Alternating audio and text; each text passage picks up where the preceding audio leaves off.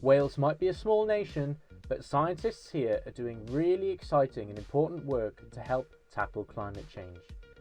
Whether it's breeding more resilient crops, burying CO2 in abandoned coal mines, finding more sustainable ways to farm cows, incorporating plants into buildings, improving technology for harnessing marine energy, using wetlands to prevent flooding and erosion, working out how saving rainforests can be effective and equitable, developing plastic replacements from plant products, even developing clean jet fuels for the future.